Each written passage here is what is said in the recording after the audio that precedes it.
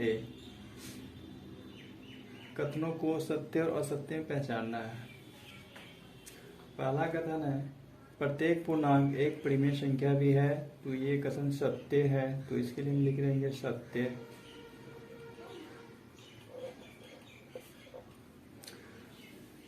क्योंकि देखिए जितना भी पूर्णांक है उसे हम p/q के रूप में लिख सकते हैं। जैसे 0 एक पूर्णांक है, 0 को हम लिख सकते हैं 0/1।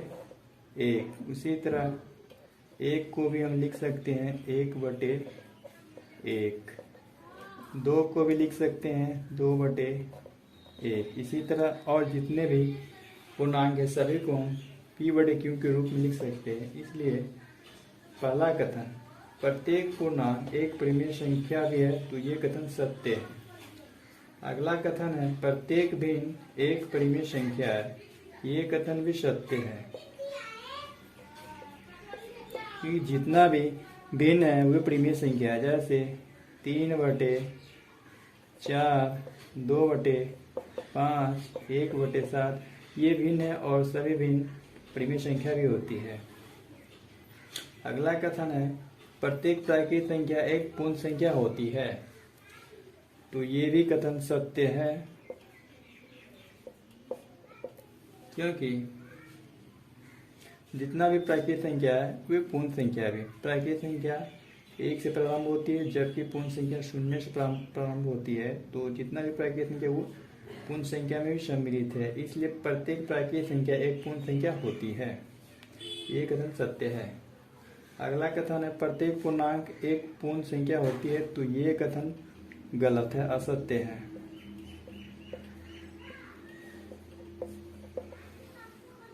प्रत्येक पूर्णांक में देखिए जितना भी ऋणात्मक संख्या है और धनात्मक संख्या और 0 के सम्मिलित रूप को पूर्णांक कहते हैं। -3, -2, -1, 0, 1, 2, 3 ...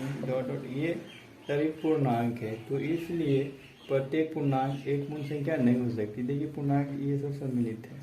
अगर इसको जब हम हटा लेते हैं तो इधर से पूर्ण संख्या का समुच्चय प्राप्त होता है।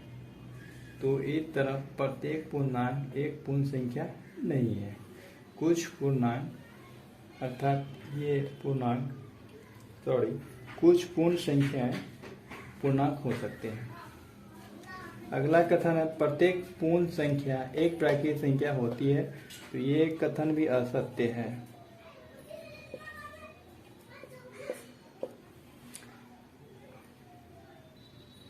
क्योंकि पूर्ण संख्या 0 से प्रारंभ होती है, जबकि प्राकृतिक संख्या 1 से प्रारंभ होती है, इसलिए प्रत्येक पूर्ण संख्या एक प्राकृतिक संख्या नहीं होती है।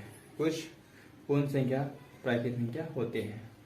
प्रत्येक परिमेय अगला कथन है प्रत्येक परिमेय संख्या एक पूर्णांक होती है, तो ये कथन भी गलत है, असत्य है। क्योंकि देखिए 3/7 ये एक परिमेय संख्या है और ये पूर्णांक नहीं हो सकता। लेकिन हम यहाँ लिखे 15/5।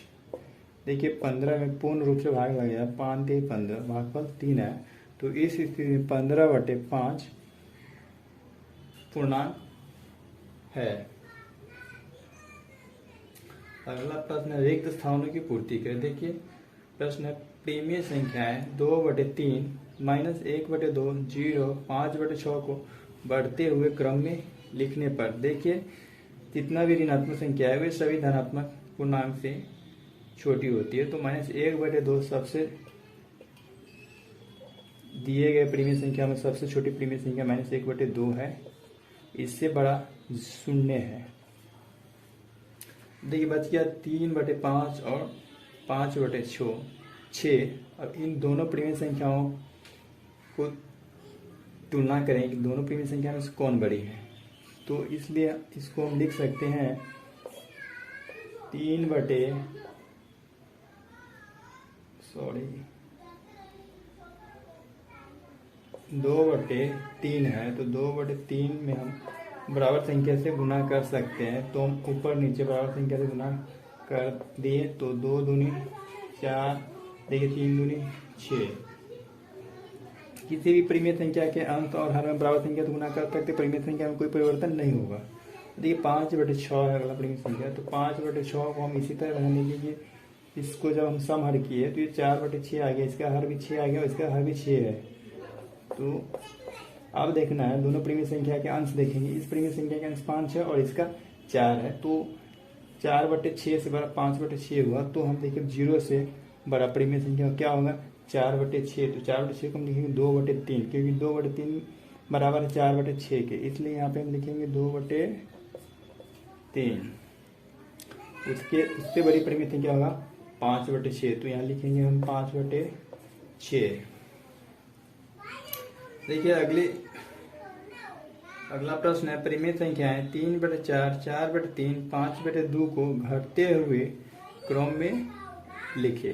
तो देखिए सबसे पहले हम 4, 3, 2 का एलसीएम लेंगे। इनका एलसीएम आएगा कितना 12। तो इस तरह अब देखिए 3/4 को हम क्या लिख सकते हैं 4 से अगर हम 12 में भाग देते हैं तो 3 भाग आता है। तो हम इस परिमेय संख्या में ऊपर नीचे अर्थात अंश और हर में 3 से गुना कर सकते हैं। देखिए 3 तिहाई 9 और 3 चौक 12। इस तरह हम 3/4 को लिख सकते हैं 9/12। उसी तरह 4/3 को भी लिख सकते हैं। 3 से भाग देंगे तो भाग 4 है, 4 से हम ऊपर नीचे गुना कर देंगे। 4 चौक 16 और 4 तिहाई 12। इस तरह 4/3 को लिख सकते हैं 16/12। अगला परिमेय संख्या 5/2, तो 5/2 को भी हम लिख सकते हैं। देखिए 2 से हम 12 भाग देंगे 6, तो 6 से हम अंश और हर में गुना कर सकते हैं। 6 पंचे 30, 6 दूनी 12। तो अब देखिए इसका भी हर 12, इसका भी 12 और इसका भी 12। अब देखना है इनका अंश। जिस परिमेय संख्या का अंश अधिक होगा वो परिमेय संख्या बड़ा होगा। तो यहाँ पे देखिए 30 सबसे अधिक है 5/2, तो 5/2 को हम लोग लिखे हैं 30/12। तो 5/2 सबसे बड़ा संख्या, तो सबसे पहले हम लिखेंगे 5/2। चूंकि हमको इन परिमेय संख्या को घटते हुए क्रम में लिखना है, इसलिए सबसे पहले जो सबसे बड़ी परिमेय संख्या होगा उसको लिखेंगे, फिर उससे छोटा होगा उसको लिखेंगे। तो देखिए आप देखिए 5/2 से छोटा हो गया 4/3, तो इसका वैल्यू 16/12। तो 16/12 के वैल्यू लिखेंगे 4/3, तो यहाँ 4/3। अब जो बच गया 3/4, ये सबसे छोटी परिमेय संख्या है दिए गए परिमेय संख्या के समूह में।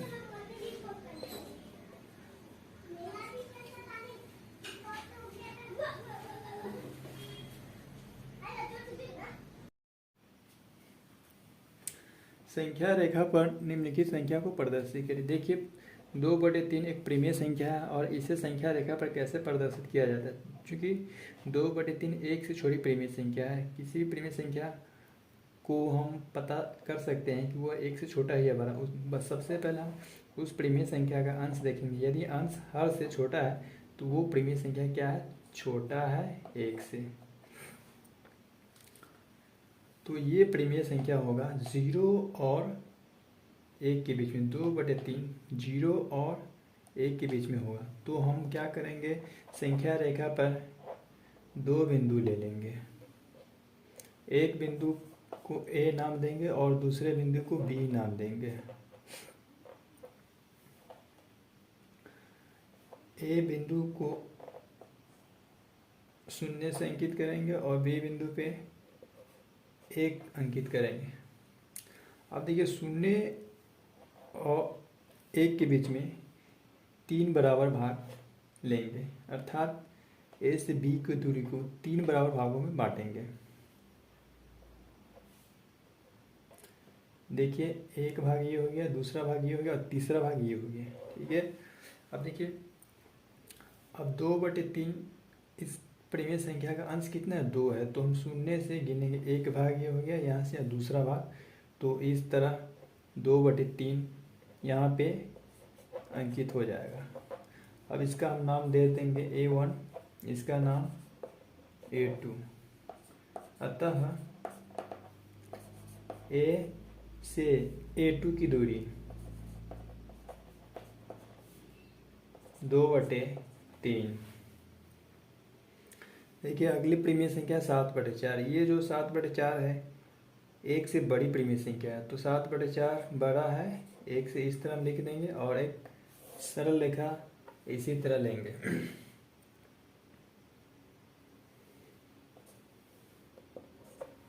क्योंकि ये 7/4, यदि इसको हम पूर्णांक में तोड़ेंगे तो 1 पूर्णांक और 3/4 के रूप में ये आएगा।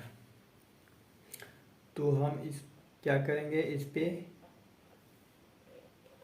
3 बिंदु लेंगे, इसका नाम A देंगे, इसका नाम B देंगे और इस बिंदु का नाम C देंगे। A के नीचे हम 0 लेंगे, B के नीचे 1 लेंगे और C के नीचे 2 लेंगे। क्योंकि देखिए 7/4 को यदि हम पूर्णांक के रूप में लिखते हैं तो ये 1 पूर्णांक 3/4 आता है, तो 0 से लेकर 1 तक 1 पूर्णांक हो गया। अब क्या करना है, 1 और 2 के बीच में अर्थात B से C के बीच की दूरी को 4 बराबर भागों में बांटेंगे। देखिए B से C के बीच की दूरी 4 बराबर भागों में बट गया। अब हम क्या करेंगे, इसका अंश कितना है 3, तो यहाँ से हम गिनेंगे 1 2 3, यहाँ आ गया। तो इस तरह 7/4 यहाँ पे अंकित होगा। इसका नाम हम दे सकते हैं B1 B2 B3। अतः A से B3 की दूरी 7/4।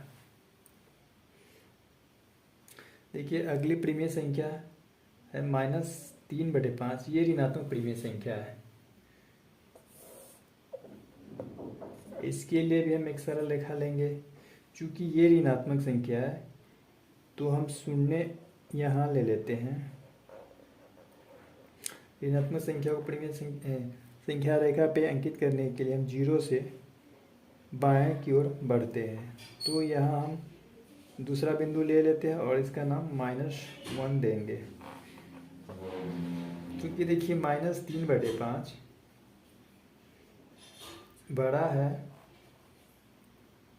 -1 से।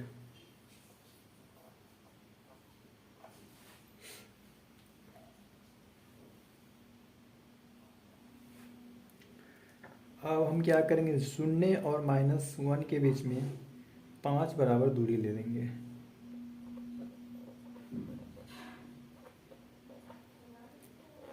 एक इकाई 2 3 4 5 बराबर भागों में दी। इसका नाम A और इसका नाम B दे देंगे। अब देखिए हम संख्या रेखा पे किसी भी ऋणात्मक परिमेय संख्या को प्रदर्शित करना होता है तो हम संख्या रेखा पे 0 से बाएं की ओर बढ़ते हैं। क्योंकि हमको -3/5 को प्रदर्शित करना है तो हम यहाँ से गिनेंगे 1 2 3, तो यहाँ हुआ -3/5 अंकित हो गया। इस बिंदु का नाम देंगे A1, इसका नाम देंगे A2 और इसका नाम देंगे A3, इसका नाम दे देंगे A4। अतः A से A3 की दूरी -3/5, इस तरह -3/5 संख्या रेखा पे यहाँ पे प्रदर्शित होगा।